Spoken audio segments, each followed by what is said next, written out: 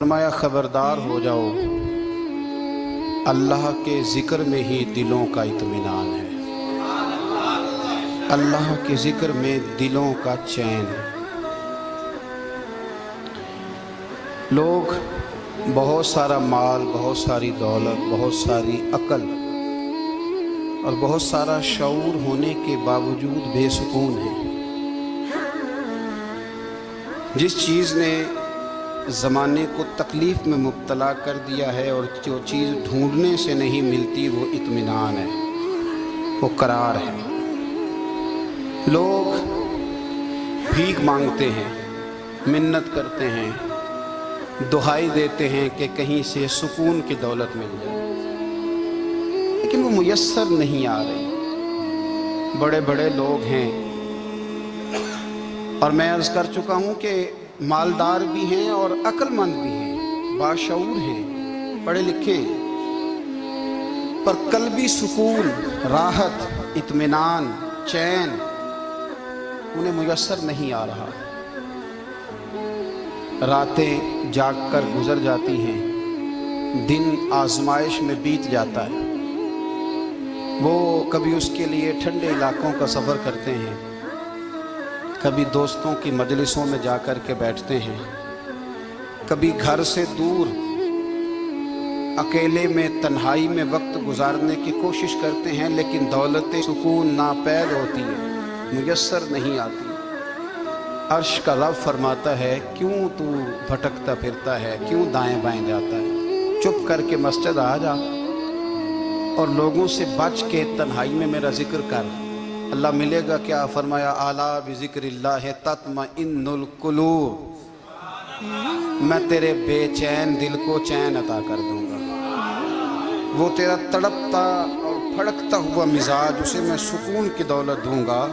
ये तुझे कहीं और नहीं मिलेगा, ये मेरी याद में मिलेगा।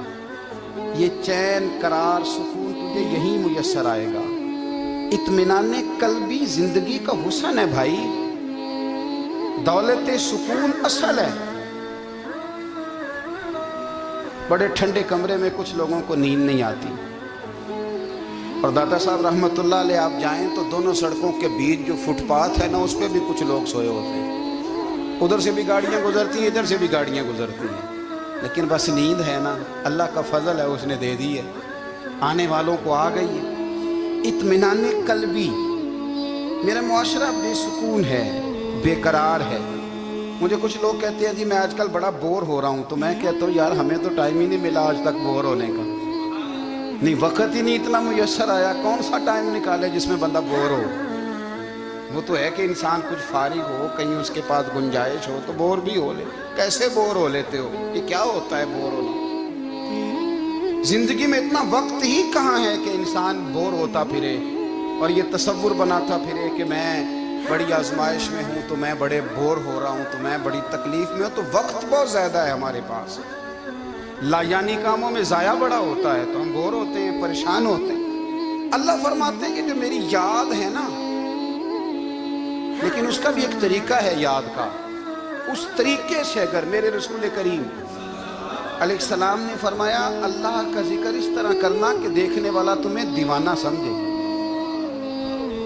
लोग समझें कि कोई मजनून है, कोई जुनूनी है, कोई पागल है। यहाँ अल्लाह ताला माफ़ करे, आप जिक्र की मजलिस छेड़ें, आप नाज शरीफ की मजलिस छेड़ें तो बहुत सारे लोग प्रोफेसर बन जाते हैं, वो सारी नहीं हिलाते, उनकी ज़ुबान ही हरकत में नहीं आती। हालांकि रब करीम का जिक्र इस तरह करो कि देखने वाला तुम्हें दीवाना समझे, कहीं और खोने की ज़रूरत ही नहीं।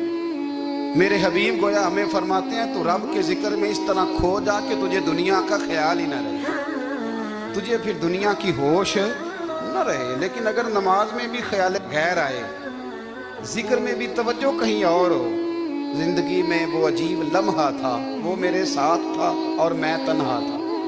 अगर माहौल ये हो कि आप कहीं जिस्म के साथ तो मौजूद हों, रूह मौजूद ना हो, तो फिर लज्जत जिक्र भी मुयस्सर नहीं आती, फिर कैफ नहीं हासिल होता।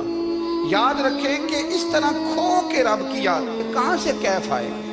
उलझ ही बड़ा गए हैं। वो मस्ती, वो सुरूर, वो कैफ जो अल्लाह के जिक्र में होता था, जो کبھی مرشد کامل کے سامنے بیٹھ کر لوگ اللہ اللہ کرتے تھے تو لگتا یہ تھا کہ یہ یہاں ہے ہی نہیں، یہ تو کہیں اور چلے گئے ہیں، یہاں موجود ہی نہیں۔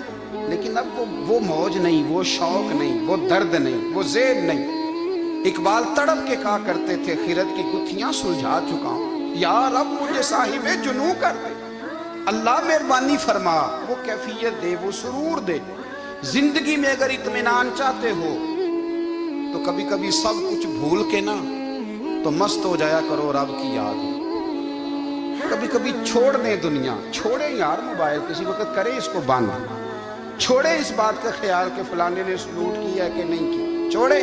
حضرت باجزید بستامی رحمت اللہ تعالیٰ علیہ فرماتے ہیں میں نے اعتکاف کبھی اپنی مسجد میں نہیں کیا، یہ کہ سارے ہی ہاتھ چومنے والے، سارے ہی پیار کرنے والے۔ فرماتے میں جب اعتکاف کرتا تھا تو میں بستام سے دور نکل جاتا تھا جہاں کوئی مجھے جاننے والا نہ ہو۔ اٹھ بلیا چلو اتھے بسیے جتھے بس دینی سارے ینے، نہ کوئی ساڈی ذات پچھانے تے نہ کوئی سانو مننے، چل ادھر چلے۔ اٹھ بلیا چلو اتھے بسیے جتھے بس دینی سارے ہی ینے، نہ کوئی ساڈی ذات پچھانے تے نہ کوئی سانو۔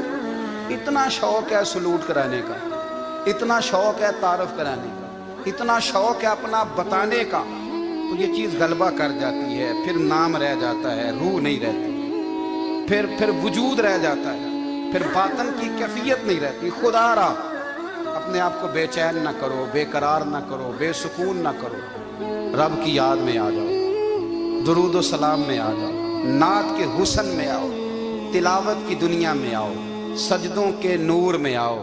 آؤ کبھی کھول کے دل مسجد کی صفائیاں کریں، آؤ نہ کبھی کوئی بوڑھا، دادی، نانی، دادا، ان کے پاس بیٹھ کے پیر دبا کے اللہ کو راضی کریں۔ یہ کیف والی جگہ ہیں، یہ سرور والی جگہ۔ اتنی بے چین ہماری زندگی ہے، بے قرار ہے، تڑپتے ہوئے لوگ، لڑتے ہوئے لوگ، ایسے لگتا ہے اب ایک دوسرے کا گریبان تھام لیں گے، بے قرار، بے چین۔ کسی کو انتظار کا کہا جائے نا کہ 10-20 منٹ کسی کا انتظار کرو تو بعض لوگ مجھے ایسے لگتا ہے جیسے یہ ان کا کلیجہ پھٹ جائے گا، ڈاکٹر کے انتظار میں بیٹھے ہیں تو بڑے پریشان ہیں۔ کسی کو ملنے گئے ہیں کو آدھا گھنٹہ بیٹھنا پڑ گیا تو بڑی دقت میں ہے۔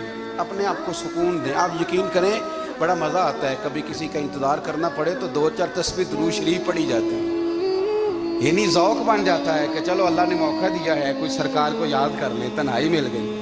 ہمارا مزاج جس سختی کا شکار ہے وہ سختی آہستہ آہستہ ہمیں زیادہ آزمائش میں ڈال گئی۔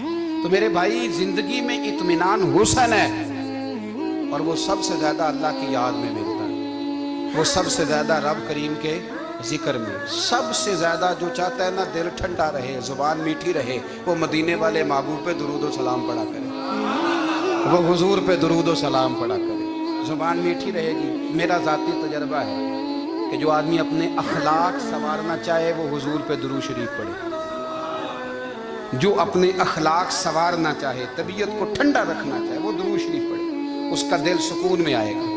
کچھ کام اور ہیں زندگی میں اطمینان کے لیے، ان کا ہونا بھی بڑا ضروری ہے۔ سب سے پہلے اگر آپ چاہتے ہیں نا زندگی میں سکون ہو تو حقیقتوں کا سامنا کرنا سیکھیں، آپ جو ہیں وہ رہنا سیکھیں، جو آپ نہیں ہیں وہ بننے کی کوشش نہ کریں۔ حقیقت کا سامنا کرو گے تو زندگی اطمینان میں آ جائے گی۔ ہم نے نا بہانے بنا لیے ہیں، ہیلے بنا لیے، جھوٹ کے سہارے اپنے آپ کو اونچا کر لیا۔